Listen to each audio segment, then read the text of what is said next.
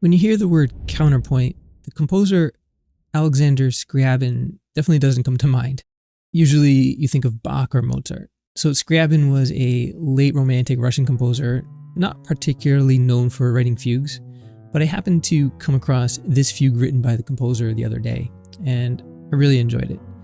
So I decided to fully notate this piece so that I could show you how the pieces of a fugue work. And there are actually a lot of interesting things about this fugue, and I want to go over this with you.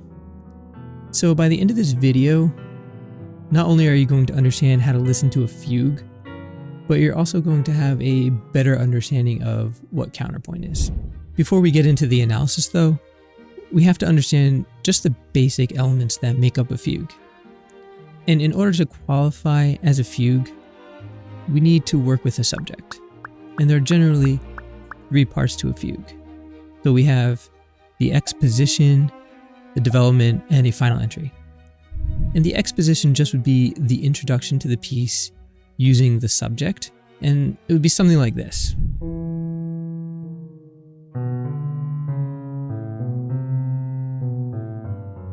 The subject is then usually developed or varied, which would lead to variations of the subject.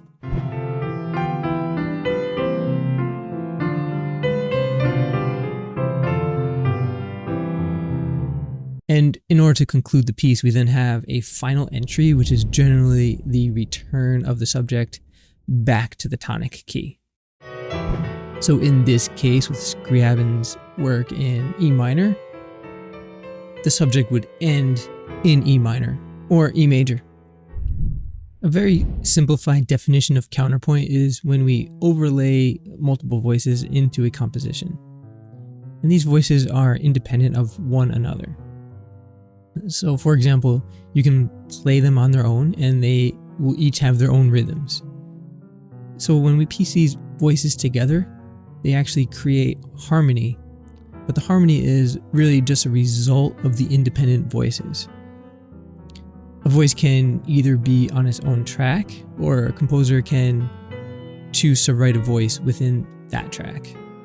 And voices in the same track become necessary in keyboard instruments because we generally don't have 2 pianos to perform a single piece. And these voices are what make writing independent themes within a track possible. If you want to see me do more of these types of analysis videos, be sure you like and subscribe. I'm also using a very powerful software that I'm developing called MusicJotter to help me with these types of demonstrations. The software can not only score complex works such as this fugue, but it's also capable of playing back the score at a very good quality.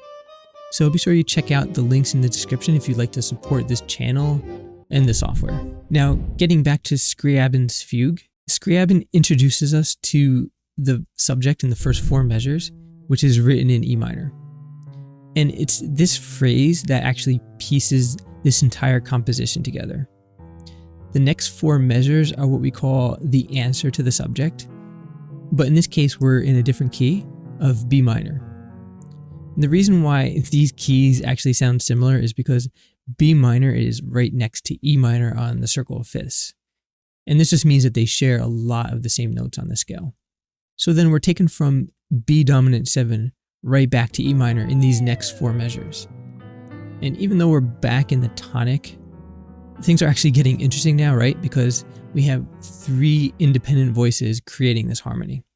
Then the following 4 measures are basically a repeat of these 4 measures, but we're an octave higher now. And you can see that we have a passing note here that helps transition us into the final repeat of the subject before we reach the development portion of this composition. And the reason why this works so well is because this E sharp resolves us to G, and this is a part of the E minor scale. So let's compare these nearly identical measures just so you can see how the passing note helps us with this transition.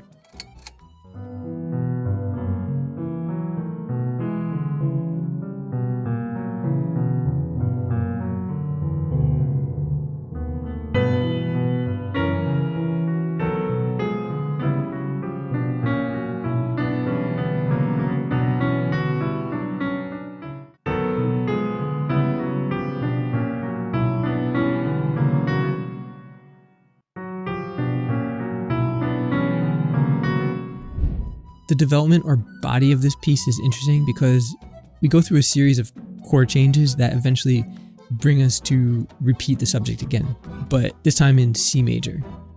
So I'm going to take you through these chord changes, but first let's listen to what the passage sounds like.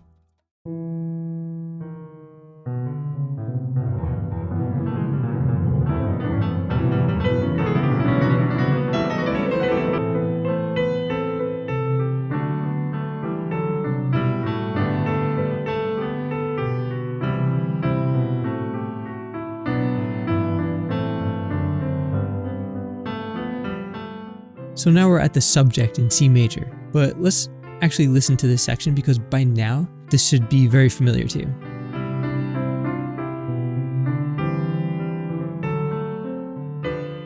So let me now use Music Jotter to show you the exact chord changes that got us into this transition.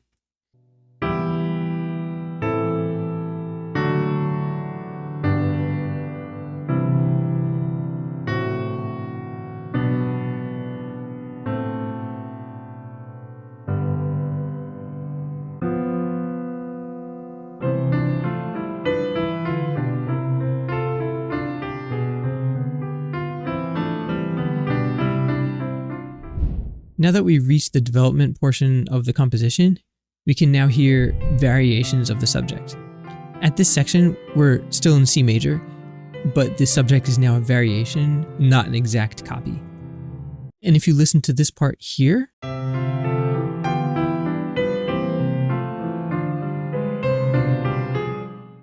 we're referencing this from the original subject, or here,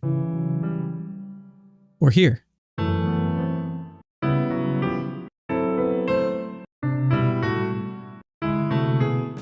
It seems that Scriabin uses these passing notes frequently to the point where maybe I can just say that this is a motif within the subject. So let's actually go back to this measure and listen to these passing notes again.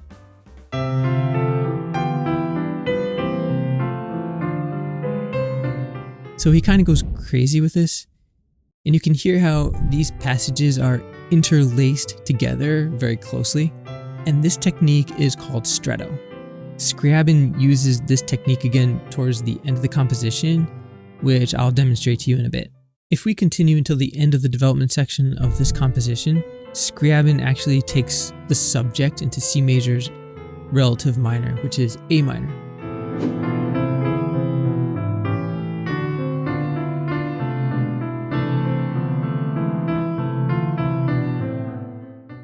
So let's just listen to the chord changes that take us to A minor.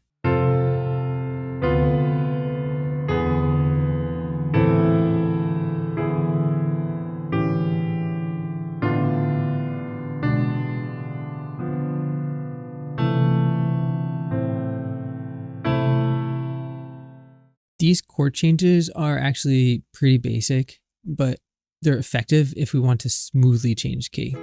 And we're then taken to the measures leading to the final entry. And these measures are actually putting emphasis on the first two notes of the subject. Check this out.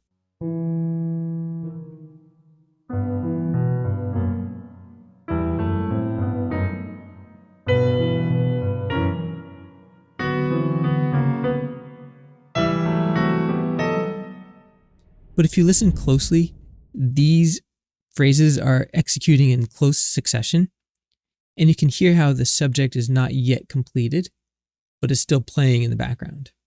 So I'm going to try to do a video effect to show you this. But this is actually the technique I was telling you about called stretto.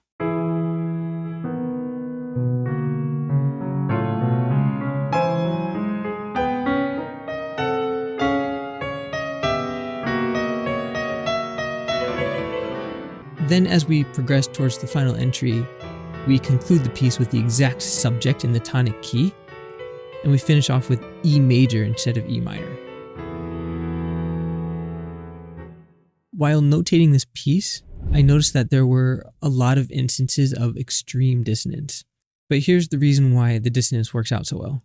Each voice is actually independent of one another, but this is really just a product of good counterpoint, right?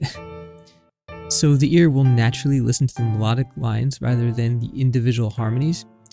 and the listener won't even realize that there's dissonance. So when we look at this harmonically, the music is just not very pleasant sounding at all. But it's really all about context. So now let's listen to this section as a melody.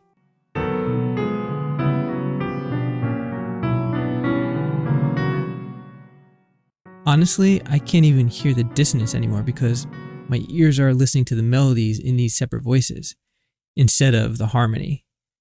And this is the genius of Scriabin's counterpoint, specifically this stretto section.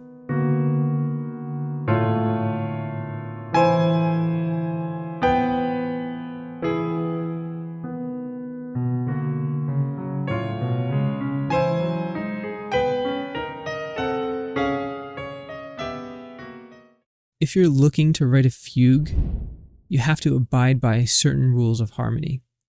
For example, parallel fifths and octaves are just not allowed between voices.